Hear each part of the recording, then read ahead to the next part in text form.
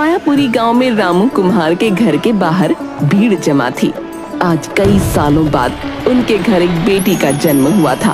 पूरा गांव खुशी से झूम रहा था। रामू कुम्हार गांव में सबसे सुंदर मिट्टी के बर्तन बनाता था। उसकी पत्नी भी बड़ी संस्कारी और समझदार थी। इस खुशी के मौके पर उनके घर पकवान बन रहे थे। चूल्हे पर हलवा और पूरी तली जा रही थी। लेकिन अचानक अरे दौड़ो, अरे देखो क्या अनर्थ हो गया भाई। लोगों ने दौड़कर आग बुझाने की कोशिश की, पर रामू और उसकी पत्नी आग में जलकर खाक हो चुके थे। पूरा गांव शोक में डूब गया। रामू की बूढ़ी माँ किसी तरह बच गई। अपनी नवजात पोती को घूर कर देखा और चीख पड़ी, तू क्यों बच गई करमजली? तेरे माँ बाप तो मर गए और तेरा भार मुझ पर छोड़ गए।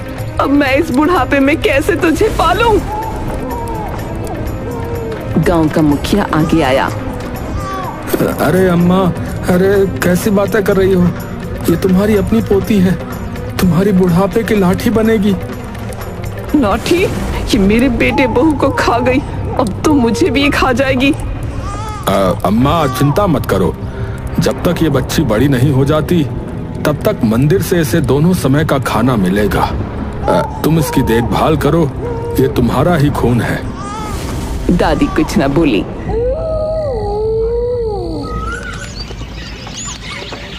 रामू की बेटी धीरे धीरे बड़ी होने लगी। गांव वालों ने उसका नाम मुन्नी रखा। जब वो 3 साल की हुई तो रोज सुबह मंदिर जाने लगी। वहाँ वो अपने छोटे छोटे हाथों से मंदिर की सफाई करती, भगवान कार्तिकेय की मूर्ति को फूलों से सजाती और उनसे बातें करती। एक दिन वो मूर्ति के सामने बैठी और मासूमियत से बोली, भगवान, अम्मा और बाबू को तुमने अपने पास क्यों बुला लिया? दादी भी मुझसे प्यार नहीं करती, तुम तो मुझसे प्यार करते हो ना? लेकिन भगवान की मूर्ति से कोई जवाब न आया। मंदिर के पुजारी उसकी श्रद्धा देखकर प्रसन्न होते और उसे भोजन के लिए पत्तल में प्रसाद रख देते। बेटी, तू कितनी दयावान है, इतनी श्रद्धा से भगवान के मंदिर की सफाई का कार्य करती है। कार्तिकेय महाराज एक दिन तुझे तेरे सवालों के उत्तर अवश्य देंगे बेटी। मुन्नी खुशी खुशी खाना लेकर घर जाती, लेकिन घर पहुंचते ही दादी उसमें से आधा खाना खुद खा जाती। तेरे भाग्य में तो भूखी लिखी है, इतना अच्छा खाना क्यों अकेले खाएगी? मुन्नी कुछ ना बोलती, बस चुपचाप बैठकर जो बचता वो खा लेती। जब मुन्नी सिर्फ 5 साल की थी, दादी ने उसे घूरते हुए कहा, तेरा बाप इतनी सुंदर बर्तन बनाता था कि दूर दूर से लोग उसके घड़े खरीदने आते थे। चल तू भी बर्तन बनाना सीख, अब तू बड़ी हो गई है, मेहनत करेगी तभी तो हम दोनों का पेट भरेगा। कब तक भीख मांगकर जिएंगे? 5 साल की नन्ही सी मुन्नी, जो अभी तक मिट्टी से खेलने की उम्र में थी, अब मिट्टी से बर्तन बनाने की जिम्मेदारी उठाने लगी। वो दिन भर अपनी छोटी छोटी उंगलियों से चाक पर मिट्टी के घड़े और दिए बनाने की कोशिश करती। जहाँ गांव के बच्चे खेलते, वहाँ मुन्नी मिट्टी के बर्तन बनाने में जुटी रहती।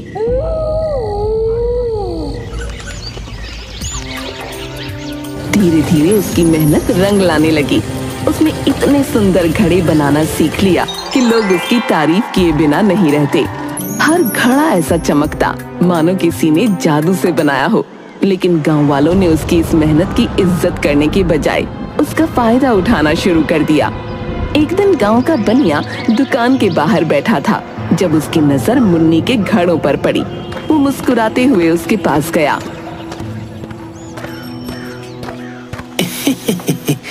अरे मुन्नी, ये घड़ा तो बड़ा ही सुंदर बनाया है रे तूने। मेरी बीवी ने कहा है कि हमें ऐसे 4 घड़े चाहिए। अच्छा ठीक है भैया, 4 घड़े बना दूंगी, पर पैसे कब देंगे? बनिया जोर से हंस पड़ा। पैसे?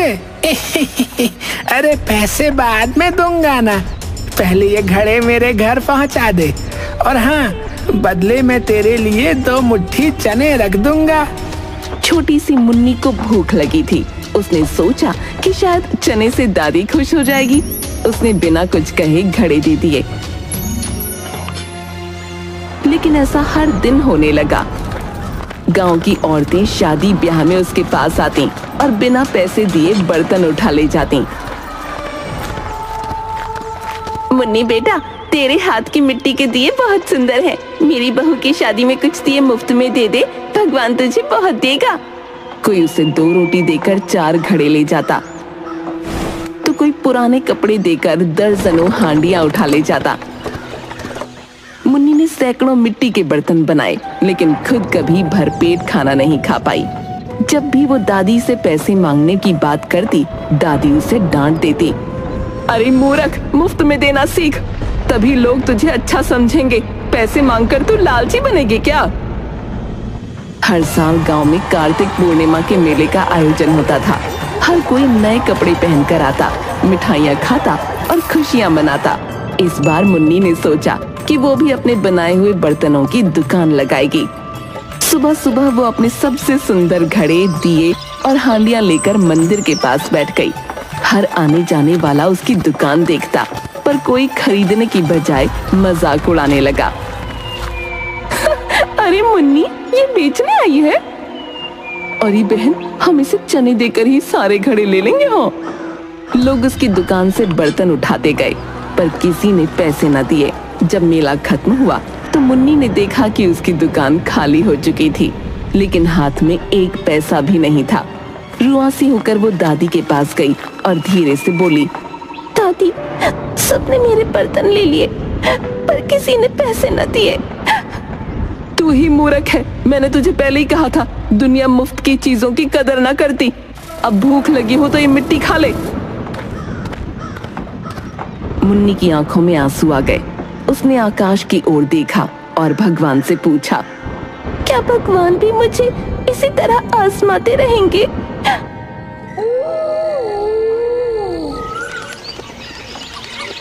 मुन्नी धीरे धीरे बड़ी होने लगी, लेकिन उसने मंदिर जाना कभी न छोड़ा। वो हर दिन मंदिर की सफाई करती, भगवान की मूर्तियों को फूलों से सजाती और उनसे बातें करती। जब भी घर में बर्तन इतने ज्यादा हो जाते कि रखने की जगह न बचती, तो वो उन्हें मंदिर में जाकर लोगों को उपहार में दे देती। एक दिन पुजारी ने उसे रोककर पूछा, बेटी, तुम इतनी मेहनत से ये बर्तन बनाकर उन्हें मुफ्त में क्यों दे देती हो? पुजारी काका, भगवान मेरे मित्र हैं और ये उपहार मैं अपने मित्र को देती हूँ। इसके बदले में कभी न कभी मेरा मित्र भी तो मुझे उपहार देगा ना। उसकी मासूमियत देखकर पुजारी की आंखें नम हो गईं। उन्होंने भगवान से प्रार्थना की, हे भगवान, ये बच्ची इतनी निर्दोष और दयालु है, इसे भी इसका हक मिलना चाहिए प्रभु। इसी तरह मुन्नी का जीवन चलता रहा। बस अब वो हर सुबह दादी की गालियां सुनती, मंदिर की सफाई करती और फिर बर्तन बनाती। दिन भर मिट्टी के बर्तन बनाने के बाद भी उसकी झोपड़ी खाली रहती थी, लेकिन दिल उम्मीद से भरा रहता था। उस रात तेज बारिश हो रही थी, ठंडी हवाएं झोंके मार रही थीं। झोपड़ी के छप्पर से टपकती पानी की बूंदों की आवाज के साथ बिजली बार बार चमक रही थी। घर में खाने के लिए सिर्फ 2 रोटियां और थोड़ी सी चटनी थी। बूढ़ी दादी 1 रोटी खाकर चटाई पर सो गई और खर्राटे लेने लगी। तभी अचानक दरवाजे पर जोर जोर से खटखटाने की आवाज आई। मुन्नी डरकर उठ बैठी। उसने दादी की तरफ देखा। दादी ने करवट बदली और आंखें खोलकर गुस्से से बोली, बैठी क्या है, जाकर दरवाजा क्यों नहीं खोलती? हो सकता है कोई राहगीर हो। हमारे पास तो लूटने के लिए है भी कुछ नहीं, बेचारा कुछ देकर ही जाएगा। जा दरवाजा खोल। मुन्नी ने धीरे धीरे दरवाजा खोला और हैरान रह गई। बाहर एक बहुत बूढ़ा साधु खड़ा था। उसकी झुर्रियों से भरा चेहरा, लंबे सफेद बाल और कांपते हाथों में एक मोटा सा डंडा था। महाराज, इस समय आप यहाँ क्यों आए हैं? आपको क्या चाहिए? बेटी, मैं बहुत दूर से आ रहा हूँ। मुझे बहुत भूख लगी है। बारिश के कारण कपड़े भी भीग गए हैं और बहुत ठंड लग रही है। क्या मुझे आज रात यहाँ सोने का स्थान मिल सकता है? अंदर से दादी की खींच भरी आवाज आई, लो फिर आ गए न जाने कहां से फोकट के लोग। अरे यहाँ अपना पेट भरने को खाना नहीं है, तुम्हारा पेट कहाँ से भरेंगे? ना ही सोने के लिए हमारे पास कोई बिस्तर है। तुम्हारे लिए ये अच्छा होगा कि 9-2-11 हो जाओ। दादी की बात सुनकर साधु उदास हो गया। उसने जाने के लिए अपना डंडा संभाला ही था कि मुन्नी ने चुपके से इशारा करके उसे अंदर बुला लिया। साधु ने झोपड़ी के बरामदे में बैठते ही चारों ओर नजर दौड़ाई। बेटी, ये पूरा घर बर्तनों से क्यों भरा हुआ है? कितने सुंदर घड़े, हांडियां और दिए हैं। तुम इन्हें बेचते क्यों नहीं? महाराज, गरीब से बर्तन भला कौन खरीदेगा? जिसको जरूरत होती है वो कुछ खाने के बदले बर्तन उठा ले जाता है। तो तुम भूखी रहती है? मुन्नी ने सिर झुका लिया। आप बैठिए, मैं आपके लिए खाना लाती हूँ। मुन्नी ने अपने हिस्से की एकमात्र रोटी और चटनी लाकर साधु के सामने रख दी। महाराज, इस समय मेरे पास सिर्फ यही है, दया करके इसी से काम चलाइए। साधु ने भोजन ग्रहण किया और पेट पर हाथ फेर कर जोर की डकार ली। फिर उसने अजीब सा मुंह बनाते हुए पेट पर हाथ रखा। बिटिया, बहुत स्वादिष्ट भोजन था। बिटिया, यह साधु बहुत प्रसन्न हुआ। कई सालों के बाद मैंने पेट भरकर जी भर खाया है। मुन्नी हैरानी से उसे देख रही थी।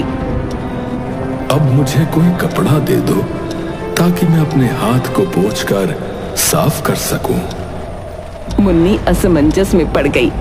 महाराज, हमारे पास तो तन ढकने के लिए भी कपड़ा नहीं है। आपको पोंछने के लिए मैं कपड़ा कहाँ से दूं? अगर आप चाहें तो मेरे बालों से खुद को साफ कर सकते हैं। साधु ने ये सुनते ही ठहाका लगाया।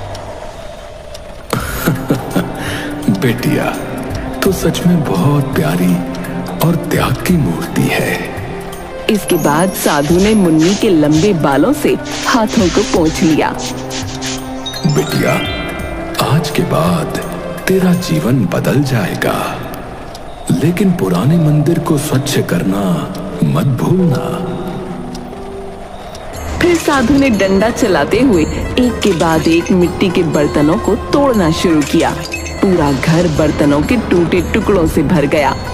साधु चटाई पर लेटकर खर्राटे लेने लगा। अचानक साधु महाराज चटाई से उठे और जोर की अंगड़ाई ली। उन्होंने देखा कि मुन्नी मिट्टी से नए बर्तन बना रही थी। बेटी, घर में तो पहले से ही इतने बर्तन पड़े हैं, फिर और बर्तन बनाने की क्या आवश्यकता है? मुन्नी ने हाथ जोड़कर विनम्रता से उत्तर दिया। महाराज, ये सारे बर्तन अब इस्तेमाल करने लायक नहीं रहे। दादी के जागने से पहले मैं इन सभी को बाहर रखकर फिर से नए बर्तन बना रही हूँ ताकि वो नाराज ना हो। साधु ने मुन्नी के बनाए एक बर्तन को हाथ में लिया और ध्यान से देखा। बेटी, तेरे हाथों में तो गजब की कला है।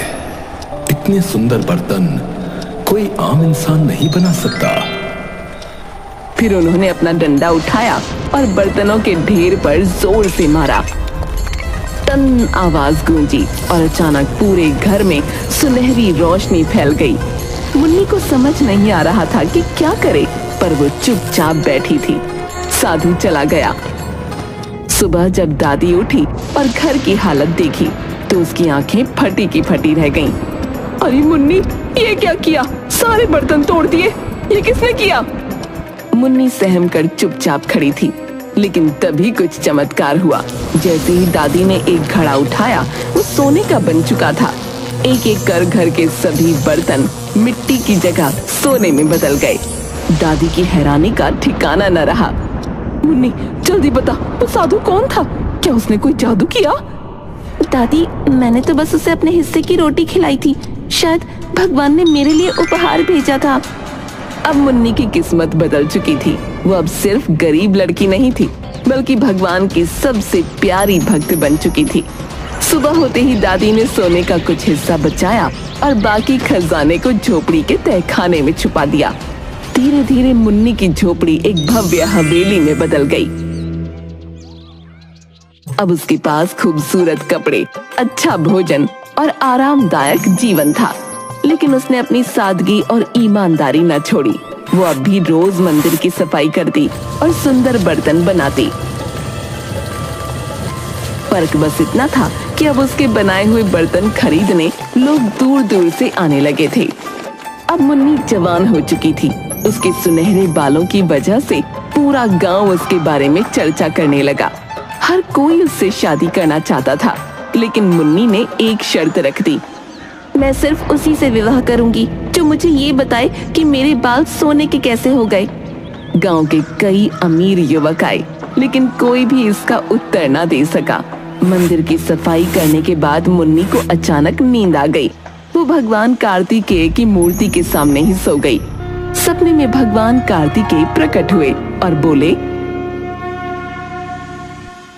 मुन्नी, तूने सदैव अपनी मित्रता निभाई है। 3 साल की उम्र से तू मेरे मंदिर की सफाई करती आ रही है। 5 साल की उम्र से अपने बनाए बर्तन मेरे भक्तों को दान देती है। तेरे घर जाकर मैंने तुझे उपहार दिया। तेरे हर बर्तन में सोना भर दिया और तेरे बालों को सोने का बना दिया। ये तेरा पुरस्कार है। मुन्नी ने भगवान के चरणों में सिर झुका दिया। मुन्नी की आंख खुली तो वो हैरान रह गई। उसने तुरंत भगवान कार्तिकेय की मूर्ति के चरण पकड़ लिए। उसकी आंखों से आंसू बहने लगे और वो गदगद स्वर में बोल उठी, प्रभु, आप सच में आए थे।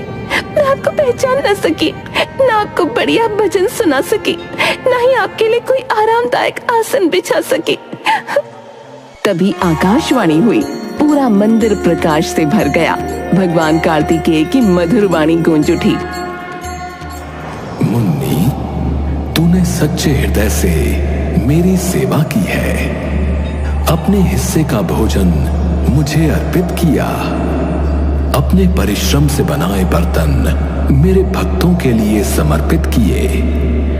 मैं तुझसे अति प्रसन्न हूं। मैं तुझे आशीर्वाद देता हूं। आज से तू इस नगर की महारानी बनेगी और अब जीवन में तुझे कभी कोई कष्ट नहीं होगा। लेकिन उसके मन में एक सवाल उठ खड़ा हुआ। तो क्या प्रभु, अब आप मुझसे मित्रता खत्म कर देंगे? एक बार फिर आकाश से भगवान की वाणी गूंजी, पगली लड़की, भक्त और भगवान की मित्रता कभी समाप्त नहीं होती। मैं हर वर्ष कार्तिक पूर्णिमा के दिन तुझसे भेंट करने आऊंगा। अब जा, सुख के दिन तेरी प्रतीक्षा कर रहे हैं। और सुन, तेरा वर तुझे लेने आया है। मुन्नी तेजी से मंदिर से बाहर आई। बाहर निकलते ही उसने देखा कि राजा हाथ जोड़े खड़े थे। मुन्नी, मैंने सब कुछ सुन लिया है। अब मैं तुम्हारे सुनहरे बालों का रहस्य भी जान चुका हूं। तो क्या तुम मुझसे विवाह के लिए तैयार हो? मुन्नी ने राजा की आंखों में देखा। वहां सच्चा प्रेम और सम्मान झलक रहा था, लेकिन वो जानती थी कि उसे अपनी भक्ति और अपनी कला को कभी नहीं छोड़ना चाहिए। महाराज, अगर आप मुझे अपने हाथों से बर्तन बनाने से कभी नहीं रोकेंगे और हर साल कार्तिक पूर्णिमा को इस मंदिर में आकर वो बर्तन भक्तों में बांटने देंगे, तो मुझे आपकी हर शर्त मंजूर है। राजा ने बिना एक पल की देरी किए सिर झुका दिया और मुस्कुराकर बोले, रानी मुन्नी, मैं तुम्हारी हर शर्त सहर्ष स्वीकार करता हूं। तुम्हारी भक्ति और सच्चाई के आगे मैं सिर झुकाता हूं। इसके बाद राजमहल में धूमधाम से मुन्नी और राजा का विवाह हुआ। जो कुम्हार की अनाथ बेटी थी, उसने गरीबी और तिरस्कार झेला। वो अपनी सच्चाई, मेहनत और भक्ति के कारण एक शहर की रानी बन गई। लेकिन उसने कभी अपनी पहचान और भगवान से अपनी मित्रता को नहीं छोड़ा। हर साल कार्तिक पूर्णिमा के दिन वो अपने हाथों से बनाए मिट्टी के बर्तन मंदिर में दान करने आती और भगवान कार्तिकेय के भक्तों में बांटती। और तब मंदिर में एक दिव्य आभा प्रकट होती।